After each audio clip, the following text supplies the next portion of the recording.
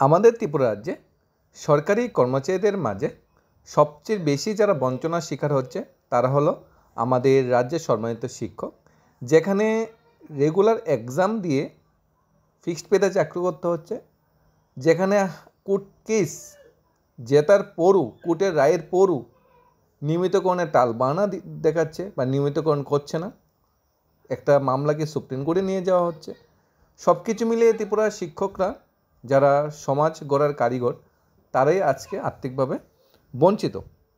অন্যান্য রাজ্যের সাথে তুলনা করলে ত্রিপুরার যে স্কেল, ত্রিপুরার পে স্ট্রাকচার, শিক্ষকের জন্য যে পে স্ট্রাকচার সেটা পুরোটাই আলাদা। যেখানে সেন্ট্রালে বা আমাদের পার্শ্ববর্তী রাজ্যে আসামও পোস্ট গ্রাজুয়েট শিক্ষকদের জন্য 4800 গেট পে এবং চাকরি প্রথম দিন থেকে রেগুলার। গ্র্যাজুয়েট শিক্ষকদের জন্য 4600 বা 4400 গেট পে, চাকরি প্রথম দিন থেকে রেগুলার। আন্ডার গ্রাজুয়েট শিক্ষকের জন্য 4200 গেট পে, চাকরি প্রথম দিন থেকে রেগুলার। এবং তুলনামূলক ত্রিপুরার সাথে তুলনা করলে আন্ডার গ্রাজুয়েট শিক্ষকের জন্য 2200 গেট পে, লেভেল 7। তারপর গ্র্যাজুয়েট শিক্ষকের জন্য 2800 গেট পে, লেভেল 9 এবং পোস্ট গ্রাজুয়েট শিক্ষকের জন্য 4200 গেট পে, লেভেল 10। সব দিকে বঞ্চিত। পাশাপাশি আমাদের পার্শ্ববর্তী রাজ্য আসাম, উত্তরপ্রদেশ, চণ্ডীগড় এবং অনেকগুলো স্টেট আছে যেগুলা ডবল ইঞ্জিনের সরকার চলছে।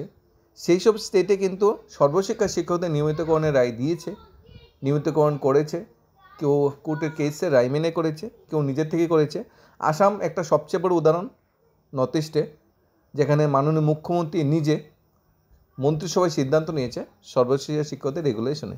ইদানিং একটা খবর উঠে এসেছে চণ্ডীগড় থেকে। চণ্ডীগড়ে খুশি, কিন্তু ত্রিপুরায় কিন্তু হতাশার মধ্যে রয়েছে। এসএসএ অর্থাৎ সর্বশিক্ষা অভিযান, যেটা বর্তমান সমগ্র শিক্ষা অভিযানে নামে পরিচিত, শিক্ষকরা অবশ্য কর্মচারীদের, যারা সর্বশিক্ষা অধীনে কর্মচারীদের বেতন কিছুটা বৃদ্ধি করা হয়েছে, কিন্তু শিক্ষকদের বেতন কিন্তু সে হারে বৃদ্ধি করা হয়নি।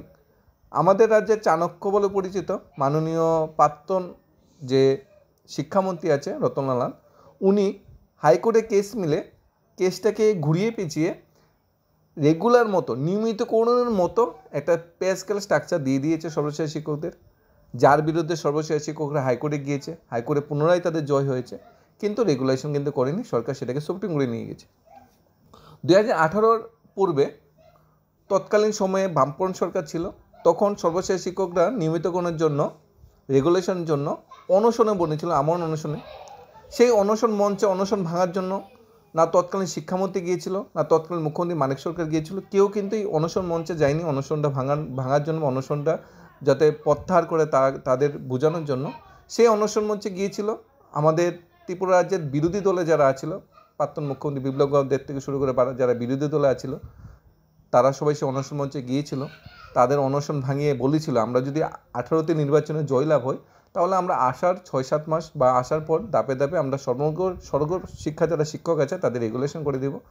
আসামের বর্তমান মুখ্যমন্ত্রীও সাংবাদিকের প্রশ্ন উত্তরে বলেছিল যে সর্বশিক্ষা শিক্ষকদের তো রেগুলেশন আমরা করবই, আমরা এই কথা রাখবই। কিন্তু বাস্তবে দেখা গিয়েছে যখন সরকার প্রতিষ্ঠিত হয়েছে তখন সর্বশেষ শিক্ষকদের ব্যাপারটা সবাই ভুলে গিয়েছে, ফিক্সড পের ব্যাপারটা সবাই ভুলে গিয়েছে। বহুবারতে টেট পরীক্ষা দেওয়ার পর ফিক্সড পে আর কোথায় নেই, এখন তো ত্রিপুরা রাজ্যে আছে। এবার তো পে স্ট্রাকচার আলাদা। ডাবল ইঞ্জিনের সরকার আমলে হতাশা চরমে, কেউ ভাবিনি যে ডাবল ইঞ্জিনের সরকার আমলে এরকম হতাশার শিকার হতে হবে। এসএসএর শিক্ষক কর্মচারীদের মধ্যে একটা হিসাব, এখন হিসাব চণ্ডীগড় নিয়ে। এমনিতে ত্রিপুরা শিক্ষক কর্মচারী ডিএ নিয়ে হিসাব কষে দেখেছে বিজয় সাহিত্য রাজ্যের থেকে তাদের ডিএ অনেক কম। এমনকি নর্থ ইস্টের যেগুলো বিজয়ী শাসিত রাজ্য নয় সেগুলো থেকেও ত্রিপুরা ডিএর পার্সেন্টেজটা অনেকটা কম। আর সর্বশেষ শিক্ষক কর্মচারীরা এবার হিসাব মিলিয়ে দেখছে ডাবল ইঞ্জিনের সরকার আমলে এখন তো ডিএ বন্ধ, বাম আমলে সিঙ্গেল ডিজিনের যখন সরকার ছিল তখন কিন্তু সর্বশেষ শিক্ষকরা কিন্তু বছরে ডিএ যখন অন্যান্য কর্মচারী বৃদ্ধি পেত, সরকারি সর্বশেষ শিক্ষকদের লামসাম একটা টাকা বৃদ্ধি পেত, এখন তাও বন্ধ। আবার আদালতের রায়ও মানা হলো না, সুপ্রিম কোর্টে এসএলপি করা হয়েছে সরকারের তরফে। চণ্ডীগড়ে সর্বশেষ শিক্ষক কর্মীদের বেতন আর্থিক সুরক্ষার বিরুদ্ধে ত্রিপুরায় চলছে চর্চা, এখনও বঞ্চিত সর্বশিক্ষা শিক্ষক কর্মচারী আমাদের রাজ্যে ত্রিপুরায়। যখন চণ্ডীগড় প্রশাসন এসএসএ প্রকল্পে আওতাভুক্ত কর্মীদের বেতন বৃদ্ধি করেছে, ডিএ দিয়েছে, ডিএ মুদ্রাস্ফীতির উপর বৃদ্ধি করে ডিএ দিয়েছে, সমস্ত ডিএ মিটিয়ে দিয়েছে, আর্থিক সুরক্ষা প্রদান করেছে, সেখানে ত্রিপুরায় হাজার হাজার সর্বশেষ শিক্ষক কর্মচারী আজও নিয়মিতকরণ, ডিএ, পিএফ, মৃত্যুকালীন সুবিধা থেকে বঞ্চিত।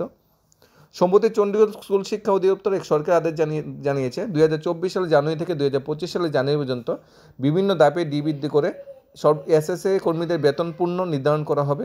তার মধ্যে উল্লেখযোগ্য টেট যারা আছে, যারা গ্র্যাজুয়েট টিচার আছে, টিজেটি টিচার যারা আছে, তাদের মাসিক বেতন 70,000 টাকা বেশি দাঁড়াবে। বিশেষ শিক্ষক রিসোর্স টিচারদের বেতন 2025 সাল থেকে 55,825 টাকা হবে। পিয়ন যারা আছে বা সহকারী যারা আছে তাদের বেতন বৃদ্ধি পেয়েছে। এছাড়া চণ্ডীগড় এসএসএ কর্মীরা পাচ্ছেন মৃত্যুকালীন আর্থিক সুবিধা, প্রভিডেন্ট ফান্ড, চিকিৎসা ভাতা, স্বাস্থ্য বিমা কভারেজ, ছুটির সুবিধা। কিন্তু ত্রিপুরায় কিন্তু যারা সর্বশেষ শিক্ষা মিশনে যারা কাজ করছে তারা কিন্তু চরম বঞ্চনা হচ্ছে। পাশাপাশি যারা স্টেটের মাধ্যমে চাকরি পাচ্ছে তারাও কিন্তু সেই বঞ্চনার শিকার হচ্ছে, কারণ 5 বছর ফিক্সড পেতে থাকতে হবে, যেটা ভারতে আর কোথাও নেই। 2018 এবং 2023 সালের নির্বাচনের আগে বিজেপি নেতৃত্বাধীন জোট সরকার প্রতিশ্রুতি দিয়েছে যে ক্ষমতায় এলে 6 মাসের মধ্যে সর্বশেষ শিক্ষকদের নিয়মিতকরণ করা হবে, কিন্তু 6 বছর পেরিয়ে গেলেও এই প্রতিশ্রুতি আজও বাস্তবায়ন হয়নি। ত্রিপুরা এসএসএ কর্মীরা এখনও ডিএ, পিএ, পেনশন অপশনগুলি ভাতা পান না। মৃত্যুকালে পরিবারে কোনো আর্থিক সহায়তা, ক্ষতিপূরণ দেওয়া হয় না। গ্র্যাজুইটি নেই, জিএফ নেই, পিএফ নেই, ডিএ নেই, কিচ্ছু নেই সর্বশেষ শিক্ষকদের। কিন্তু প্রশ্ন হলো, এই প্রকল্পের আওতায় চণ্ডীগড়, আসাম, মিজোরাম কীভাবে এই সমস্ত আর্থিক সুবিধা প্রদান করে, কেমনে তারা সেই আর্থিক সুবিধা প্রদান করে আছে পার্শ্ববর্তী রাজ্য আসামও, যেখানে ডবল ইঞ্জিনের সরকার আছে, তাহলে ত্রিপুরা সরকার কেন পাচ্ছে না? খুদই প্রশ্ন সর্বশেষ শিক্ষক কর্মচারীর তরফও তাদের দাবি আইনি লড়াই জয় হলেও বাস্তবায়ন অনিশ্চয়তা। ত্রিপুরা এসএসএ শিক্ষকরা ইতিমধ্যে ত্রিপুরা হাইকোর্টের 2টি গুরুত্বপূর্ণ মামলায় জয়লাভ করেছিল, একটি 23 ফেব্রুয়ারি 2021 আর একটা 16 জুলাই 2024।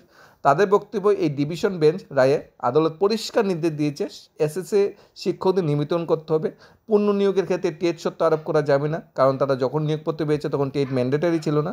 কিন্তু দুঃখজনক ব্যাপার হলো রাজ্য সরকার এই রায়টাকে সুপ্রিম কোর্টে চ্যালেঞ্জ করেছে, যা শিক্ষক সমাজে হতাশা ও ক্ষোভ সৃষ্টি করেছে। ডাবল ইঞ্জিন সরকার আমলে বিজেপি শাসিত অন্যান্য রাজ্য এগিয়ে, ত্রিপুরায় ব্যতিক্রম। আসাম, মিজোরাম, উত্তরপ্রদেশের মতো বিজেপি শাসিত রাজ্যগুলি ইতিমধ্যে সর্বশেষ শিক্ষকদের নিয়মিতকরণ ও আর্থিক সুরক্ষা নিশ্চিত করেছে, অথচ ত্রিপুরা এই দিক থেকে অনেকটা পিছিয়ে। তাদের বক্তব্য, মানবিক মূল্য ও সামাজিক অবমাননা। তারা বলেছে ত্রিপুরা এসএসএ কর্মীরা বছরের পর বছর দুর্গম অঞ্চলে কাজ করছে। হ্যাঁ, ত্রিপুরা এসএসএ কর্মীরা দ্বারাই কিন্তু সর্বশিক্ষা শিক্ষক যারা আছে, সম্মানিত শিক্ষক, তাদের দ্বারা কিন্তু ম্যাক্সিমাম স্কুলগুলো পরিচালিত হচ্ছে।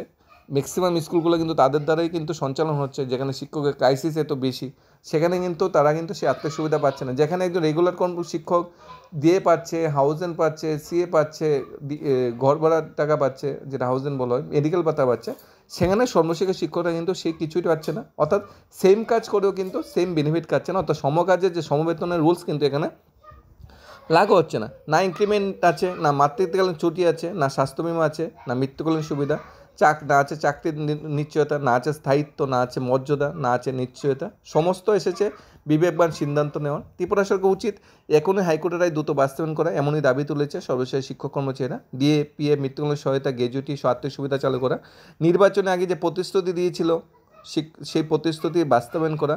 ত্রিপুরা যেন অন্যায় ইতিহাসে নিজেদের জায়গা না করে সেই কথা মনে করিয়ে দিল এসএসএ। 2018 সালে আগে উড়িয়ান চৌমনি এলাকায় সর্বশেষ শিক্ষক কর্মচারী আমরণ অনশন কর্মসূচিতে কে গিয়েছিল? আমরণ অনশন কর্মসূচিতে বিপ্লব কুমার দেব গিয়েছিল, সুনীল দেওধর গিয়েছিল, রতন নাথ গিয়েছিল, টিঙ্কু রায় গিয়েছিল।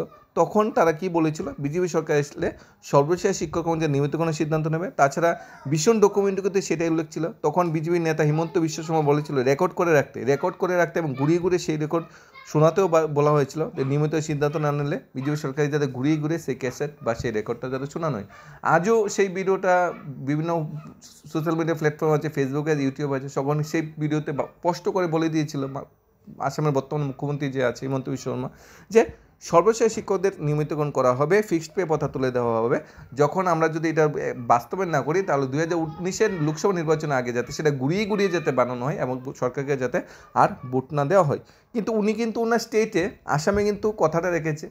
উনি ত্রিপুরায় হয়তো সেটা বাস্তবায়ন করা ওনার পক্ষেও সম্ভব না, কারণ ত্রিপুরার মন্ত্রিসভা আলাদা, ত্রিপুরার এরিয়া আলাদা, ত্রিপুরার জিওগ্রাফি আলাদা। কিন্তু আসামে কিন্তু মাননীয় মুখ্যমন্ত্রী হিমন্ত বিশ্ব শর্মা একটা ভালো সিদ্ধান্ত নিয়েছে যে সর্বশেষ শিক্ষকদের নিয়মিতকরণ করবে এবং আসাম সরকার অধীনে তাদের নিয়োগপত্র দেওয়া হবে। আসাম সরকার অধীনে যে সমস্ত সুযোগ সুবিধা আছে ডিএ বা অন্যান্য সুযোগ সুবিধা সেটা দেওয়া হবে। কিন্তু তুলনামূলক ত্রিপুরার সরকারের যে সর্বশেষ নিয়োজিত কর্মচারীরা বা শিক্ষকরা আছে তারা কিন্তু সেই সুবিধা পাচ্ছে না। বর্তমানে সুপ্রিম কোর্টে কেস বিচারাধীন। সুপ্রিম কোর্টে রায় বেরোলে সর্বশেষ নিয়মিতকরণের ব্যাপারে সরকার সিদ্ধান্ত নেবে।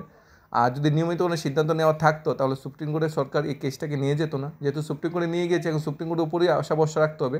সুপ্রিম কোর্টের সর্বশিক্ষা রিলেটেড আরও কেস আগেও হয়েছে, সবসময় সর্বশেষ শিক্ষকটাই জয়ী হয়ে যাচ্ছে, কারণ এটা হাইকোর্টের যে সিঙ্গেল বেঞ্চ ডাবল বেঞ্চে যে রায়টা দিয়েছে সেই রায়টাই কিন্তু সুপ্রিম কোর্টে হুবহু সেটাই থাকবে, এর চেঞ্জ হওয়ার সম্ভাবনা খুবই কম। শুধু রাজ্য সরকারের যে কোষাগার আছে, জনগণের উপার্জিত টাকা যেটা ট্যাক্সের মাধ্যমে সরকার যেটা পায়, সেই টাকাটা সুপ্রিম কোর্টে যাওয়ার ফলে সেখানে খরচ হবে, সেটাই সবচেয়ে বড় কথা। এবং সর্বশেষ শিক্ষকদের এতদিন বা এত মাস যাবৎ ওয়েট করতে হবে, কারণ কেস যখন হয় এটা একটু সময় সাপেক্ষ, সময় দিতেই হবে।